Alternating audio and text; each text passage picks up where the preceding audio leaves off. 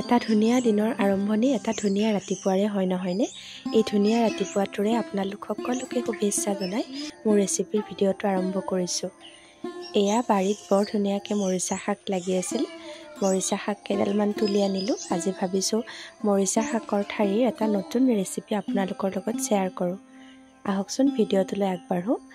এয়া মৰিচাৰ ঠাৰিকেইডাল মই এইটো জোখত কাটি ল'লোঁ।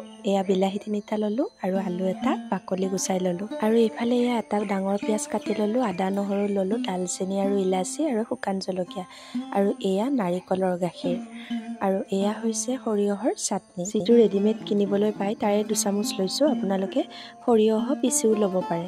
এতিয়া মই এটা কেৰাহী বহাই লৈ তাতে মিঠাতেল অলপ দিলোঁ। মিঠাতেলখিনি গৰম হৈ অহাত মই তাত দিলোঁ শুকান জলকীয়া আৰু গৰম মছলাৰ বাবে লোৱা দালচেনি আৰু ইলাচি আৰু পিঁয়াজখিনি। এতিয়া অলপ সময় মই ভাজি ল'লোঁ। অলপ ৰঙচুৱা হোৱালৈকে ভাজিব লাগিব। আৰু ইয়াতে দিলোঁ গোটা জিৰা কেইটামান আৰু আকৌ অলপ সময় এইদৰে ভাজি ল'লোঁ। আৰু আদা নহৰু পেষ্টখিনি ইয়াত দি দিলোঁ আৰু অলপ সময় লৰাই ইয়াতে দিলোঁ মই হালধি জোখমতে আৰু নাৰিকলৰ গাখীৰখিনি মই ইয়াতে ঢালি দিলোঁ। আৰু এতিয়া অকণমান সময় 2 মিনিটমান সময় এইদৰে ভাজিব লাগিব। ল' ফ্লেমত গেছটো ৰাখিব লাগিব। আৰু সৰিয়হৰ পেষ্টখিনি মই ইয়াত দি দিলোঁ, দি ভালদৰে লৰাই দিলোঁ। এতিয়া বৰ ধুনীয়া এটা গোন্ধ ওলাব। আৰু এতিয়াই মই মৰিচাৰ ঠাৰিখিনি ইয়াতে দি দিলোঁ আৰু এয়া গোটেইখিনি ভালদৰে মিক্স কৰি দিলোঁ। এই ভাজিখন খাবলৈ খুবেই টেষ্টি হয়। আপোনালোকে এবাৰ এইদৰে বনাই খাই চাব। আৰু এতিয়া মই বিলাহীখিনি ইয়াতে দি দিলোঁ সৰু সৰুকৈ কাটি, আৰু জোখমতে নিমখ দিলোঁ। নিমখটো মই আগতে দিয়া নাই, যিহেতু নাৰিকলৰ গাখীৰ দিছিলোঁ, গতিকে নিমখটো মই পিছত দিছোঁ। আৰু এয়া 2 চামুচ জিৰা দিছোঁ। 2 চামুচ জিৰা, আপোনালোকে অলপ বেছিকৈও জিৰা দিব পাৰে। আৰু ইয়াতে দিছোঁ মই মিট মছলা অকণমান। আৰু এতিয়া গোটেইখিনি ভালদৰে ঢাকোন মাৰি দিলোঁ। প্ৰায় 2 মিনিটমানৰ পিছত ঢাকোন উদঙালোঁ আৰু এইদৰে ভালদৰে লৰাই দিলোঁ।